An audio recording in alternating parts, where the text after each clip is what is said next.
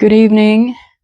Uh, I just wanted to do a video. I know have not done a video of myself. I've been sitting out on the deck and making these videos, and I suppose some people are thinking, "Who is this person?" So I'm in Richard's cabin, our cabin, where we live together for over 40 years. And this is our home on the ranch. And I wanted to make this video in person because this is the third month of the full moon after my beloved Richard passed.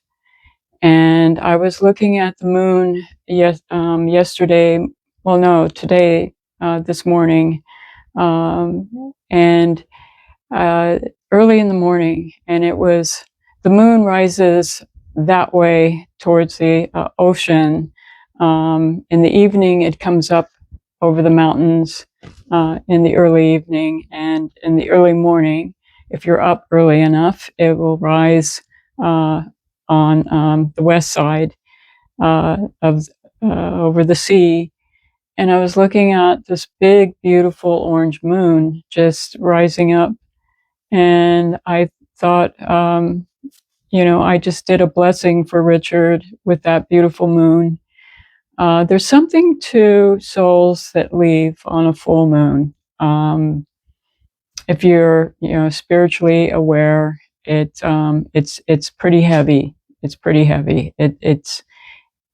I mean, I'm sure that whenever anybody passes, it's a spiritual, divine occurrence when a person is liberated from their physical body and is guided to the divine at any time. But there is something to the full moon, and certain evolved souls are taken on full moon. And I had to laugh a little bit when I told Richard, well, guess who else died on November 1st? Dick Cheney on a full moon. So I'm not sure what that means. But I would not want to be in Dick Cheney's shoes when his time comes. Not to say that there's any like a punishing hell, but I believe that there is a review of a person's life, and if you were involved in orchestrating wars that involved in mass murder with bombs and that sort of thing, like what happened in Iraq, his soul is going to see the effects of that in person, up close. Every child, every mother, every father, every person that lost their legs and arms, every person that was displaced, and not just human beings, but animals as well that were affected. Dogs, cats, cattle, goats, everything, every living thing is affected by wars. And those who orchestrated the wars and wanted to go in that direction, I'm not sure, but Dick Cheney probably has a long review. And I don't know if Richard looked over and said, I'm not associated with you. But a little bit of humor here, because I tell you, I've been going through it. I've been through the drags. I can't tell you how many times a day that I break down and cry. And it's grieving, and there's nothing I can do to stop it. Today, I must have cried 3 or 4 times. And I don't, and it's not like a kind of crying where, you have a few tears and you have a few thoughts. It's like, you really go through just like like the world is coming to the end kind of thing. And that's what I have been going through ever since Richard passed. And it's so hard to be in this house without him. And tonight I made this dinner, and I was thinking, I was actually making it for him, because I pretty much lost my appetite after Richard died. I lost 15 pounds. I was not a heavyweight person. I weighed maybe a little overweight. I told Richard, I got to lose some pounds because my weight, I'm comfortable around 116. And I was getting around 121 or so. And I said, I got to lose some weight. And when your loved one passes, you lose weight. But that's not the way, not the way that you want to lose weight. And I dropped 15 pounds, like boom, like that. And I'm down from 118 to about 105. If I eat, it's just like nibble. I just nibble a little bit. And I do have a little glass of wine, to kind of help me in the evening to sleep. I'll take a little sip.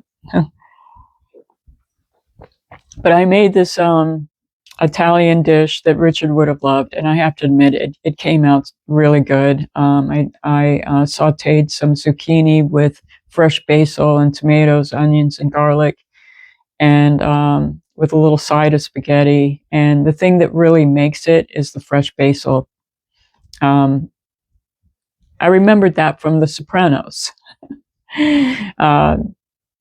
Fresh basil, not the dry the dry basil is good when you're stir frying, but in your spaghetti with some fresh tomatoes and fresh basil, it's the basil and fresh tomatoes, fresh basil and fresh tomatoes. That's what really makes it. So I made this dish, and I tasted it, and I said, "Oh, Richard, you got to taste this. It really came out good." And I don't know if maybe he heard me, maybe he's standing by, and maybe he is tasting it. Who knows? When you're in spirit, soul form, you can just about do everything from what I understand. And I have been looking at signs and things that, like, I look at the clock sometimes, and it will be 111 or 333, and I've been looking it up, and I never did that. I never paid any attention to the clock before Richard died. If I did see, once in a while, I would see 555, and I'd always think, why do I keep seeing this 555? But that was before Richard passed, and I would notice that, but I didn't pay much attention to it. I just thought, that's weird. I keep seeing 555 on the clock, and and then I'd see it again another day. And after he passed, I started taking notice of these numbers, and I looked it up, and it turns out, they have they say that they're angelic numbers that are giving you messages from your loved ones, and spiritual guides that are with you, that are helping you. And I started to pay more attention to that, and it's kind of a little bit of a sign of desperation, of wanting to find some sign from Richard, anything, looking for any way that I can have some connection with him through spirit. But meanwhile, there's the practical things that I have to take care of, and that's the other side of the coin. That it's not all about me saying my prayers and trying to send good thoughts and looking at the clock for, if I happen to see 111 or something. It's great. It helps me. It gives me some encouragement on the spiritual level. But then I'll have to pay attention to the things that are going on with the bills, the electric bill, how Richard arranged it. I really have no idea how he arranged it, because there are other, we are renting to a few other people, and I didn't know how the electric was being counted for, and with them, there were just inexplicable things that I wish that I had Richard write everything down in a book, like, okay, this is how it is with this, and this is how you need to do that. This is where the pipe, because this isn't just a ranch. What Richard set up here, with these really cute little rentals for people. He always made it very affordable. He never raised the rent on anybody. Very fair-minded, cared about, people that were working, and provided affordable rent, unlike anything you would find on the Central Coast here. Very generous soul. Richard was very considerate in that way. But he set up kind of like a community here. It's almost like a little small town.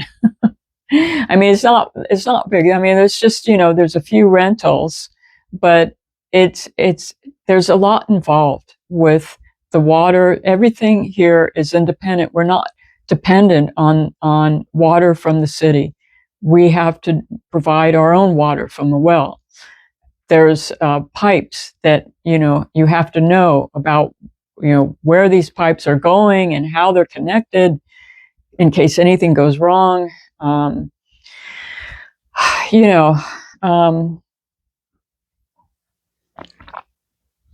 If I had been, I used to say to Richard, my mom needs to prepare me, and she's not doing it. She needs to tell me what bank accounts she has. She needs to tell me what I need to do about this, that, and the other with her house, and she's not doing it. And I used to tell him, and I'd be complaining about it. And it turns out that I'm kind of got in the same situation with him. He did tell me some things, but I think I should have just pushed him a little bit more to write things down for me. I mean, that's how I learn. He can tell me how to do something, but I may not remember, like, how do you change the filter? We have like several filters for the water, and they're not just like a little filter, under the sink. This is like, triple filters where you have to take a tool and wrap the strap around and, pull it off and take the thing out and wash it out and put it. I had to learn all of this on my own, because he didn't show me how to do it. And it's not hard, but I just wish he, I had taken one of his, since he was a lawyer, a legal pad, and just write everything down that I need to know. And I know, women that have lost their husbands have gone through much worse, where they find out, the bills are coming in, and there's a mortgage that has to be paid, and they're not getting the income anymore because the husband passed away, which means the job went away. And, that's a really scary situation, because not only are you grieving in deep pain from the loss of your husband, but on top of it, you don't know if you're going to lose your house. You don't know what's happening. How, if you have children, you have to take, you've got that responsibility on your own now. I am, grateful that Richard set things up where it's not that difficult, where I can kind of pick up the pieces where he left off. But and financially, it's there's kind of the safety net there.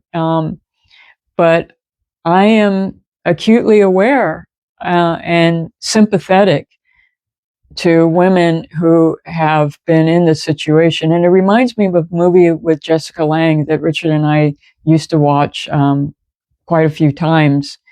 Men Don't Leave is what it's called. And what happens is she was a fairly young woman with young children.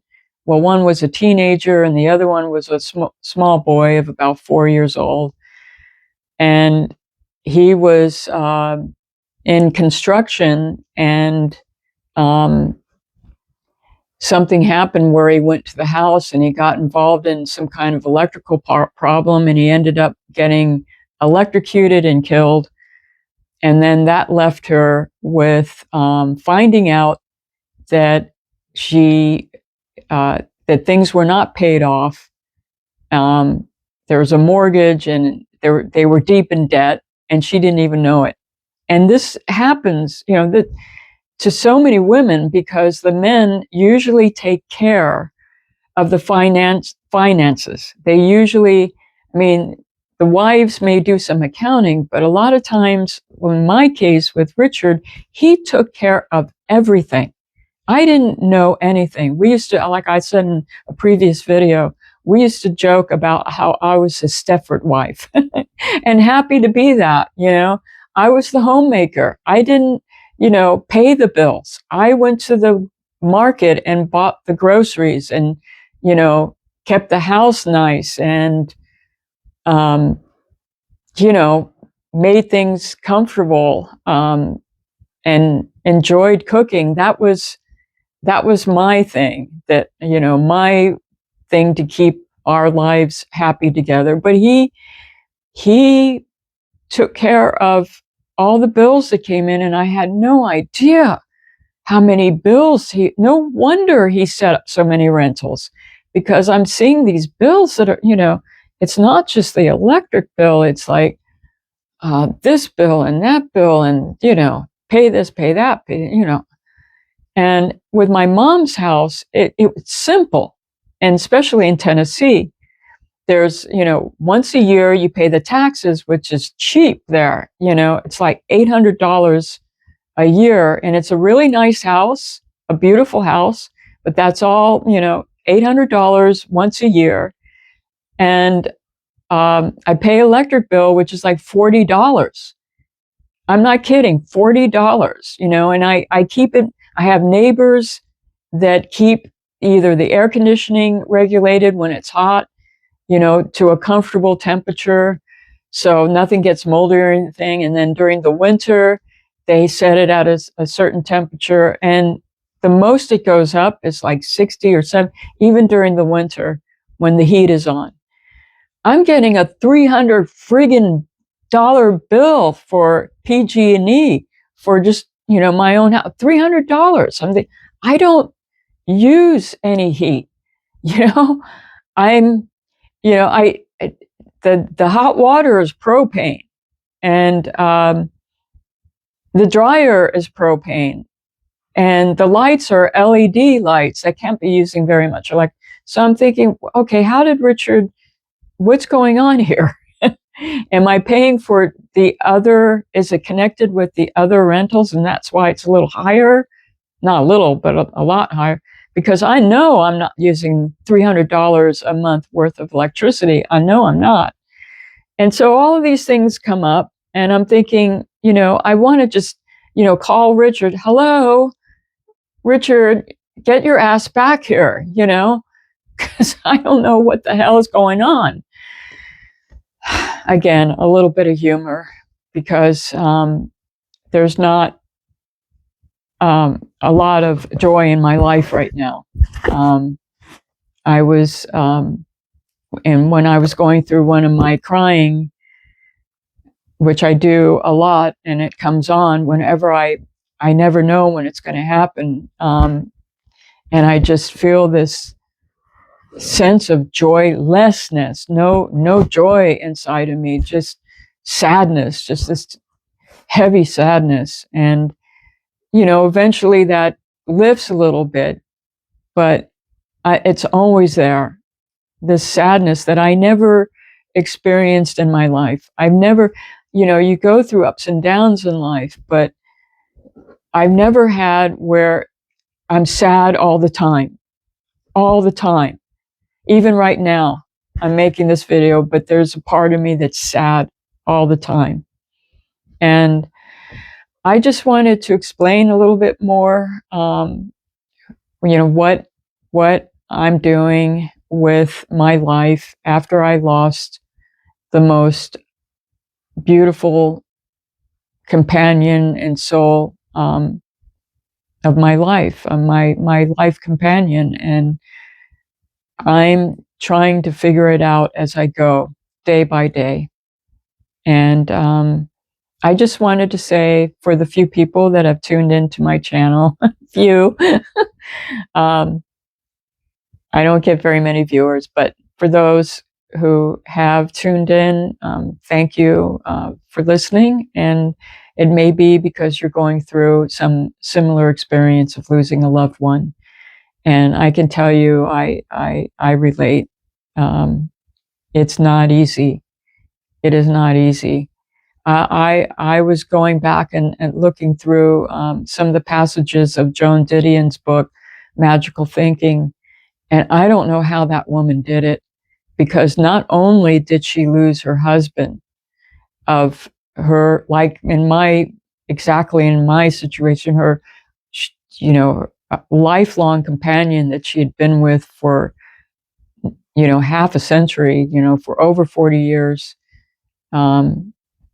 They, depended on each other. They relied on each other for feedback. They were both writers, and everything revolved around their lives together, not separately, but together.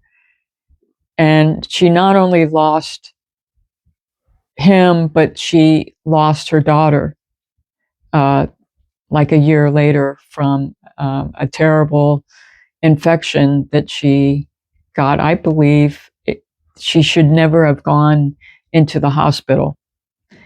She had a very, very bad flu. Her temperature went up. It was during Christmas, if anybody that read the book. And